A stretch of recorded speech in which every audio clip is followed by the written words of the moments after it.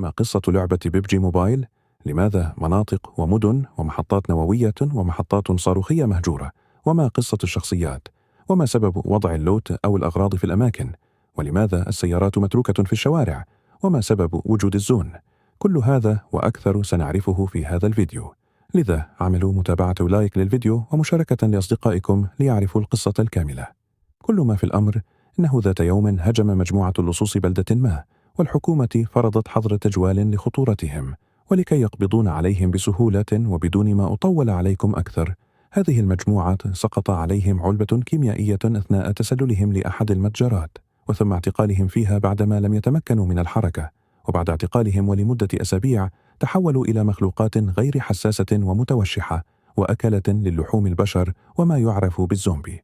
وهذه المخلوقات هاجمت الحراس والسجناء، مما أدى إلى أكل البعض منهم، والبعض الآخر نجوا مع إصابات ظنوا أنها بسيطة، لكنها كانت كفيلة بمقتلهم وتحويل البعض منهم إلى مخلوقات ميتة وحية بنفس الوقت، أي الموتى السائرون، وتسببوا بأكل وتحويل الكثيرين من الأشخاص في المدن حول العالم. وهذا سبب تفسير وجود بعض الإنفاق، لأن الناس كانوا يتخبؤون داخلها لأشهر أو لربما لسنوات، مما دفع الحكومة لاحقا إلى بعث أو إرسال شعاع أزرق اللون واسم الشعاع غير معروف إلى وقتنا الحالي، وكان سبب بمقتل الزومبي والأحياء بنفس الوقت، أي الناجيين.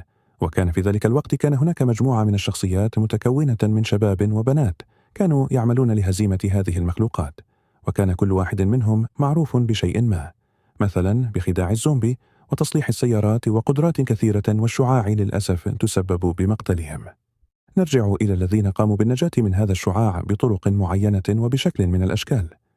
هو لا، كان كل مجموعة منهم متكونة من 4، وهناك ممن كان بمفردهم أو 2 أو 3 منهم معا في بعض الأحيان.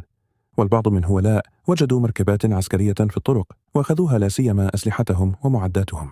وكان هناك شخص يلبس ملابس رسمية طلابية، وكان طالب مجتهد وعلاماته كلها جيدة في المدرسة، وكان طالب ذكي ومجتهد، ووجد خوذة على الأرض ووضعها على رأسه ولم يقم بإزالتها بتاتا، وعرف باللاعب المجهول كون أحد لم يتعرف عليه أو يحدد شخصيته وهويته إطلاقا، وهذا سبب تسمية اللعبة باللاعب المجهول.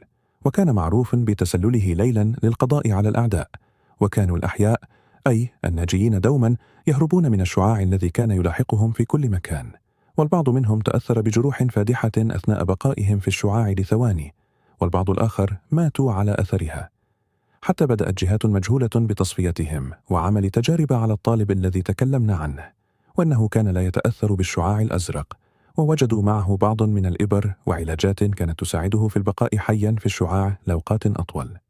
والآخرين ثم تصفيتهم سواء بفيروسات أو بالقنابل الجوية التي كانت تسقط عليهم من الأعلى وتسبب بمقتلهم، والذي عرفت بالمنطقة الحمراء أو المنطقة المميتة.